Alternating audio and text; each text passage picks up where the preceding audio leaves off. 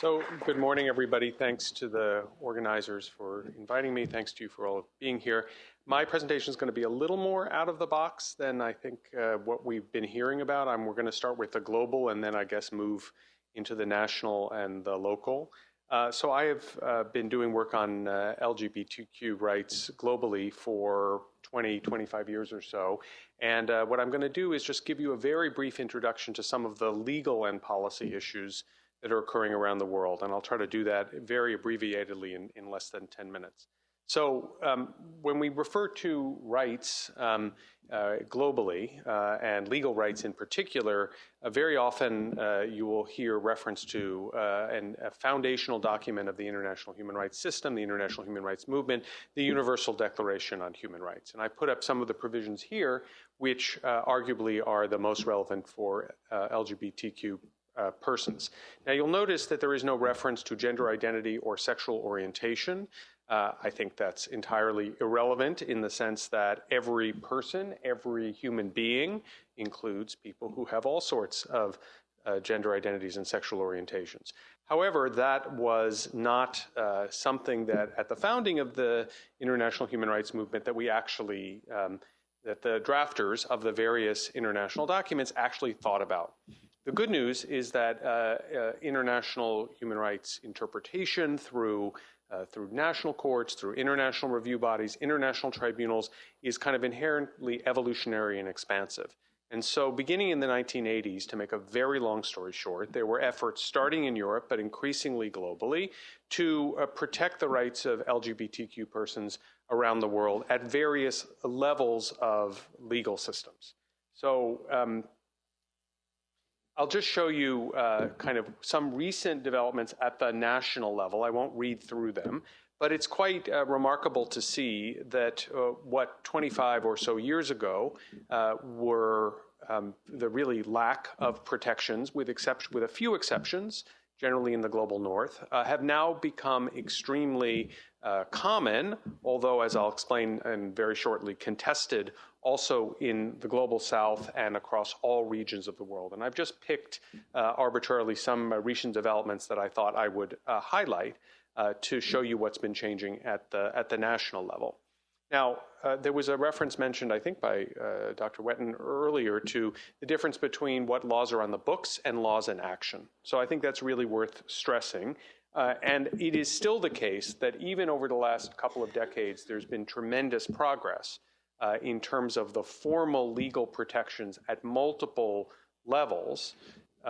There have continued to also be very widespread violations of core human rights, including key issues relating to violence and discrimination on the basis of sexual orientation and gender identity, continued prohibitions on same-sex intimate conduct in many countries, and a wide variety of restrictions on the expression of LGBTQ advocacy and expression of different non-traditional identities in various ways. So these two things have been proceeding kind of apace, and there certainly is much more awareness now of these issues globally. So there is now, for example, an independent expert on what is called at the international level SOGI rights, sexual orientation and gender identity. That's the buzz phrase.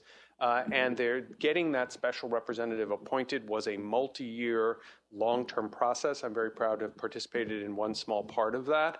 But it was over the resistance of many, many countries around the world.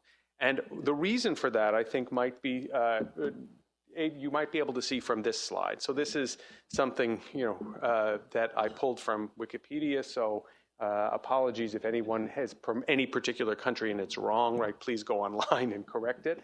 You can. But you can see how the divergence across the world actually is. I mean, and this is on issues of homosexuality and same-sex marriage, real differences, right? Ranging all the way from the full marriage equality, which, by the way, I should highlight, does not always include all levels of non-discrimination or non-discrimination with respect to non-traditional family relationships, but nevertheless, a substantial change all the way over to, at the other end, mainly in Asia and some African countries, strict criminal prohibitions.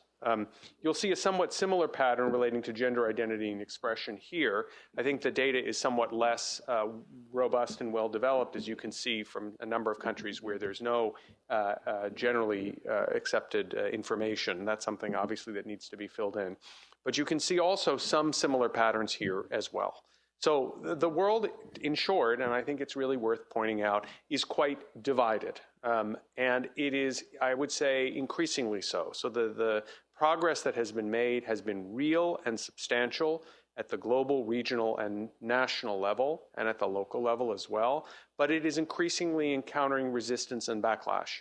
And you're seeing that in a variety of different contexts where governments are introducing more restrictive laws or turning to general laws that can be used in ways to harass people of non-traditional gender identities and sexual orientation.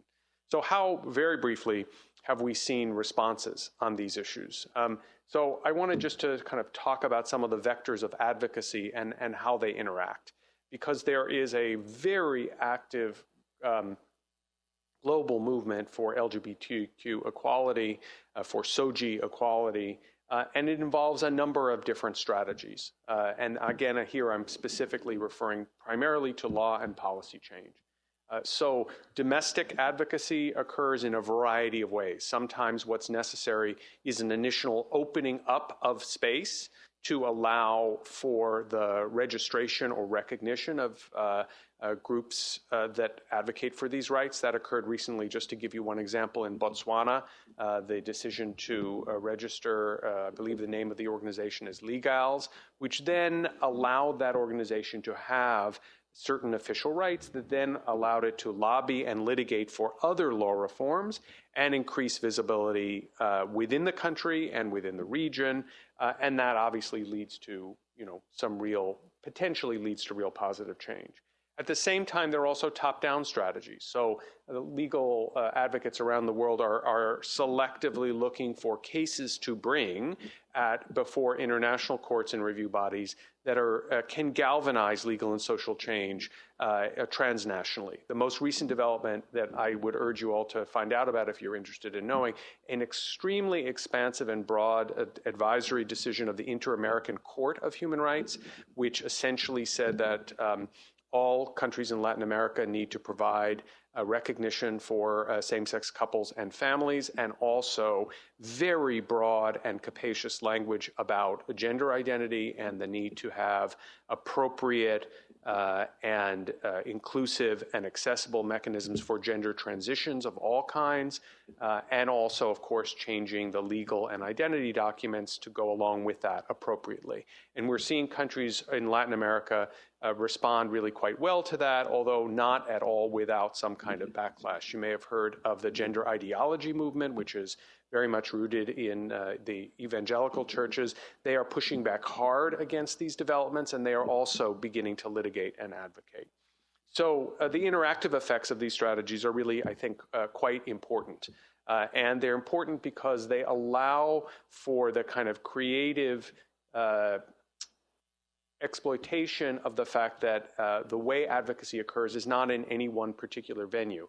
You can hop or move around from different venues, including choosing venues that are more likely to result in some sort of legal or social progressive advancement when another avenue or venue is closed, right? So communicating across borders around these ideas is extremely important. But what's also important is that the strategies do have to be informed by the local circumstances of the communities on the ground. So it's very important to not have, the NGOs or human rights groups from the global north kind of parachute in and say, this is what worked, for us in different, in Europe or in the United States. So just to give you another story, very groundbreaking ruling of the Indian Supreme Court, very capacious on same-sex, overturning the country's colonial-era sodomy law. The local groups have said, no, we're going to do it our way. And in the end, they were successful. So the last thing I'll just say, I haven't mentioned anything about health, so you're like, why is he here? But I did want to at least draw your attention to one particular resource, the Global Health and Human Rights Database, and I've given you the website there. This is part of the O'Neill Center at Georgetown, and you can go on and find international, regional, and domestic rulings on particular topics, including HIV/AIDS and also sexual and reproductive health. And so there are ways in which these kinds of advocacy strategies that I've talked about in general also fit in particular in the right to health area, which is a very, very robust area for advocacy, one that I think is both broader than the LGBTQ space, but overlaps quite a bit with it. And I think there are real exciting possibilities for change there. So I will stop there, and I look forward to your comments and questions.